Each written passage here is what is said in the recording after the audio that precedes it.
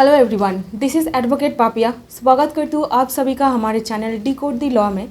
जो Bar Council of India Supreme Court को बताए थे ऑल इंडिया बार एग्जामिनेशन 17 2022 जो कंडक्ट कराने वाले हैं, इसका जो न्यू सिलेबस होगा वो 15 डेज़ के अंदर पब्लिश किया जाएगा और जो AIB 17 है इसको लिया जाएगा विद इन 3 मंथ्स। तो finally bar Council of India अपना 17 टाइम्स AIB एग्ज़ाम के लिए जो रिवाइज्ड सिलेबस है ये 17 अगस्त को पब्लिश कर दिए हैं और यही से ही आपको क्वेश्चन पूछा जाएगा, कौन सा एरिया से कितना क्वेश्चन पूछा जाएगा सब कुछ बता दिया गया है। तो ये वीडियो में मैं आपको पूरा डिटेल में बताऊंगी आपको कहाँ से क्वेश्चन पूछा जाएगा, कैसे आपको प्रिपरेशन करना है, मेनली स्ट्रैटेजी आपको कौन सा फॉलो करना चाहिए आपका ऑल इंडिया बार एग्जामिनेशन फर्स्ट अटेम्प्ट में ही क्लियर करने के लिए।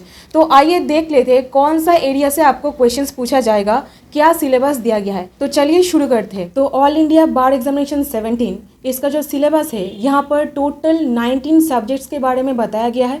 ये 19 सब्जेक्ट से ही आपको क्वेश्चन पूछा जाएगा। तो सबसे पहले कॉन्स्टिट्यूशनल लॉ, यहाँ से टोटल 10 क्वेश्चंस आपको पूछा जाएगा और नंबर 2 IPC से आपको 8 क्वेश्चंस पूछा जाएगा और थर्ड वन CRPC से आपको 10 क्वेश्चन पूछा जाएगा, CPC से 10 क्वेश्चन पूछा जाएगा, इंडियन एविडेंस एक्ट यहाँ से 8 क्वेश्चन, ऑल्टरनेटिव डिस्प्यूट रिड्रेशल यहाँ से 4 क्वेश्चंस, फैमिली लॉ से 8 क्वेश्चंस, पब्लिक इंटरेस्ट लिटिगेशन से 4 क्वेश्चंस, एडमिनिस्ट्रेटिव लॉ से 3 क्वेश्चंस, प्रोफेशनल एथिक्स से 4 questions, company law, environmental law and cyber law मिला के total 6 questions, labour and industrial law से 4 questions, law of tort including motor vehicle act यहाँ से 5 questions, law relating to taxation यहाँ से 4 questions, contract property law specific relief negotiable instrument से 8 questions, land acquisition and intellectual property right से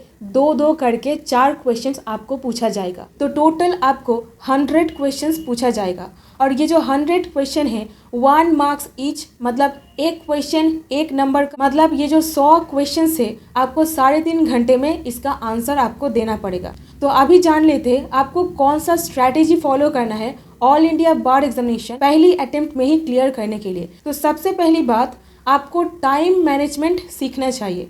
ये कोई और अलग एग्जामिनेशन नहीं है जहाँ पर आपको सब कुछ मुंह जुबानी याद रखना पड़ता है, आपका दिमाग में सब कुछ पॉइंट वाइज मतलब मेमोराइज करके आंसर लिखना पड़ता है। ऐसा एग्जामिनेशन ये नहीं है। यहाँ पर मेनली देखा जाता है कोई एडवोकेट कितनी जल्दी कोई क्वेश्चन का जो आंसर होता है उसको ढूंढ पाता है। ठीक है, तो नंबर 1 पॉइंट टाइम मैनेजमेंट। हर एक क्वेश्चन के लिए आप 1 से 1.5 मिनट लगा सकते हैं, उससे ज़्यादा नहीं। अगर आपको टाइम ज़्यादा लग रहा है, 4 मिनट या फिर 5 मिनट लग रहा है, तो आप वो क्वेश्चन छोड़ दीजिए और आगे बढ़िए दूसरे क्वेश्चन की तरफ। और दूसरा पॉइंट बेयर एक्ट्स। जो सारे बेयर एक्ट्स आपको ले जाना है एग्जामिनेशन में आप पहले से ही खरीद रखें। डे बिफोर एग्जामिनेशन मतलब एग्जाम के पहले दिन आप बेयर एक्ट्स ना खरीदें, आप एटलीस्ट एग्जाम होने से 1 महीना पहले बेयर एक्ट्स खरीद लीजिए। और तीसरा पॉइंट जो सबसे इम्पोर्टेंट है, जो सारे टॉपिक्स मैं आपको बताई जहाँ से आपको क्वेश्चंस पूछा जाएगा, इसका जो मेजर पोर्शन है वो constitution, IPC, CRPC, CPC and Indian evidence act, ये सारे जो एक्ट्स है यहाँ से आपको क्वेश्चंस पूछा जाएगा। और अगर हम क्वेश्चंस पेपर को ध्यान से एनालाइज करें तो आपको 4 मेजर कैटेगरी मिलेगा। नंबर 1 जहाँ से आपको बेयर एक्ट से डायरेक्टली प्रोविजन और सेक्शन में से क्वेश्चन पूछा जाएगा। तो फॉर एग्जाम्पल आप ये वाला क्वेश्चन देखिए जो 2021 में आया था, which of the following sections of the civil procedure code defined the means profit. तो मीन्स प्रॉफिट बताया गया है सेक्शन 2 क्लॉज 12 में। तो इसका सही आंसर होगा ऑप्शन डी। तो ये जो क्वेश्चन है ये डायरेक्टली सेक्शन से आपको पूछा जाएगा। और सेकंड कैटेगरी जहाँ से आपको केस लॉ बेस्ड क्वेश्चंस पूछा जाएगा। फॉर एग्जांपल आप ये वाला क्वेश्चन देखिए, the rule of strict liability is based on the decision. ये आप सभी को पता है, अपने LLB डेज में आप पढ़े होंगे, रेलैंड्स वर्सेस फ्लेचर, ये जो केस लॉ है यहाँ से ही रूल ऑफ स्ट्रिक्ट लाइबिलिटी का मतलब जन्म हुआ है। ठीक है, तो ऐसा केस लॉ बेस्ड क्वेश्चन आपको पूछा जाएगा। और थर्ड कैटेगरी जहाँ से आपको नॉलेज बेस्ड और कंसेप्ट बेस्ड क्वेश्चन पूछा जाएगा।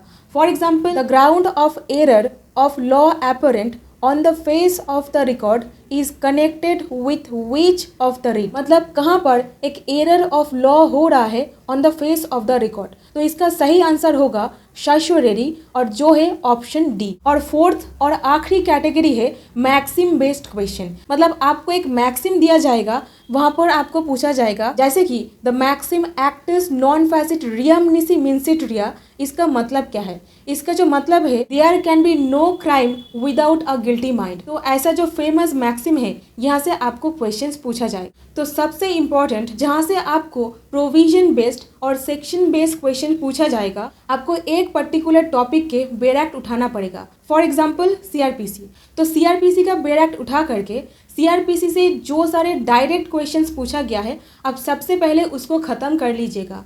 और ये करने से क्या होगा, मतलब अगर आप एक के बाद एक subject wise bare act change करने लग जाओगे तो आपका टाइम बहुत ज़्यादा लगेगा। तो आपके लिए यही बेहतर होगा अगर आप एक टॉपिक उठा करके वहाँ से जो सारे डायरेक्ट क्वेश्चन है उसको सॉल्व कर लीजिए और उसके बाद अनदर टॉपिक उठाइए। अभी आते हैं दूसरा इंपॉर्टेंट स्ट्रैटेजी में, जहाँ पे आपको केस लॉ बेस्ड क्वेश्चंस पूछा गया है।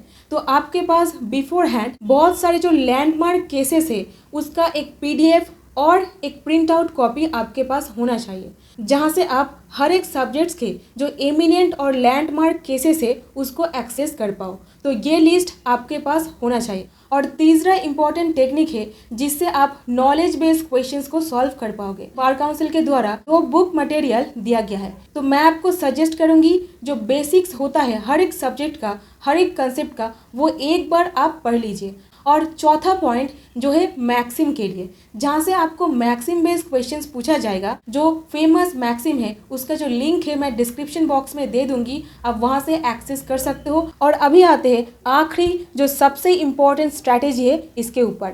ये स्ट्रैटेजी आप सभी को फॉलो करना चाहिए और वो है previous year question paper solving. तो आपको क्या करना है, एग्जाम होने से पहले आप जो प्रीवियस ईयर क्वेश्चन पेपर है जिसका लिंक मैं डिस्क्रिप्शन बॉक्स में दे दूंगी, आप इसको डाउनलोड करके प्रिंट करके एक पीडीएफ निकाल लीजिए। और एक बार प्रिंट आउट कर लेने के बाद उस पर जो सारे क्वेश्चंस पूछा गया है अपने हाथों से वो सारे क्वेश्चंस को सॉल्व कीजिए। अगर आप एग्जामिनेशन हॉल में जाने से पहले घर बैठकर अपने हाथों से क्वेश्चन पेपर सॉल्व करोगे तो आपका कॉन्फिडेंस बढ़ जाएगा और आपको एक पूरा क्लैरिटी आ जाएगा कैसे हर एक क्वेश्चंस का आंसर आपको बेयर एक्ट में से ढूंढना है। तो आपके लिए ये बहुत ही बेनिफिशियल रहेगा अगर आप अपने घर बैठकर एग्जामिनेशन से पहले प्रीवियस ईयर क्वेश्चंस पेपर अपने हाथों से सॉल्व कर पाओ।